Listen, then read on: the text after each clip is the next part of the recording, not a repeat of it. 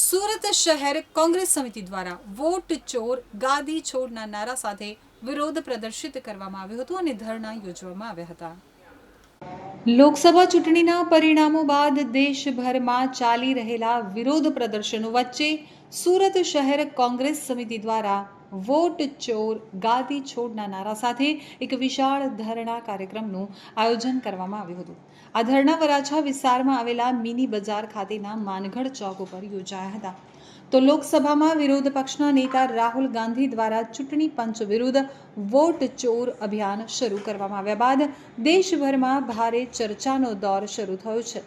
લોકસભાની ચૂંટણી દરમિયાન ચૂંટણી પંચની સંદિગ્ધ ભૂમિકાને પગલે એક જ વિધાનસભા બેઠક ઉપર 1 લાખથી વધુ બોગસ મતદારોનો વધારો થયો હોવાના રાહુલ ગાંધીના આક્ષેપને પગલે રાજકારણમાં પણ હોબાળો મચી જવા પામ્યો છે, જેને પગલે આજે સુરત શહેર કોંગ્રેસ દ્વારા પણ વરાછામાં વોટ ચોર ગાદી છોડના સૂત્રોચ્ચાર સાથે વિશાળ ધરણા પ્રદર્શનનું આયોજન કરવામાં આવ્યું હતું। તો લોકસભાની ચૂંટણી દરમિયાન મોટા પાયે બોગસ વોટિંગના આક્ષેપ સાથે થોડા સમય પૂર્વે જ રાહુલ ગાંધી દ્વારા એક પ્રેસ કોન્ફરન્સ કરી અને ચૂંટણી પંચની સંદિગ્ધ ભૂમિકા અંગે ચિતાર રજૂ કર્યો હતો।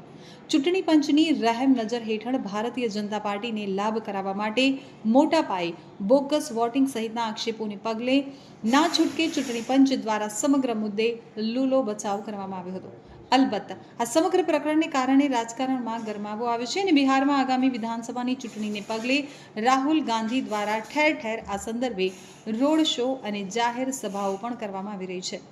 વોટ ચોર ગાદી છોડના નારા સાથે રાહુલ ગાંધીના સમર્થનમાં આજે સુરત શહેર કોંગ્રેસના આગેવાનો કાર્યકરો દ્વારા વરાછા ખાતે માનગઢ ચોક ખાતે ભારે સૂત્રોચ્ચાર સાથે વિરોધ પ્રદર્શન કરવામાં આવ્યું હતું। વિપુલ ઉદનાવાલા વિપુલભાઈ કઈ રીતનું ધારણા પ્રદર્શન? આજે ભારત દેશના નેતા રાહુલ ગાંધીએ જે રીતે ચૂંટણી આયોગની જે ચોરીની પ્રક્રિયા છે, જે ભાજપ શાસનને મદદરૂપ થાય એ પ્રક્રિયા અને જે લોકોના જે બંધારણે પોતાનો અધિકાર જેનો પવિત્ર મત હોય એની શક્તિ હોય છે, એનો અધિકાર હોય છે, એની ચોરી થઈ રહી છે। એ રાહુલ ગાંધીએ પ્રેસ કોન્ફરન્સ કરીને પ્રજાની સામે સાબિત કર્યું છે। એ સાબિત કરવાના આધારે આજે આખા ભારત દેશની અંદર આ આંદોલન ચાલી રહ્યું છે। એ આંદોલનના ભાગરૂપે આજે વરાછાની જનતાએ એમનો પવિત્ર મત ચોરી રહ્યો છે એવી આશંકા રાખી સુરત શહેર કોંગ્રેસે અહીં ઇન્વાઇટ કર્યું છે અને એ કારણે આજે અમે અહીંયા ધરણા પ્રદર્શન કરી રહ્યા છે।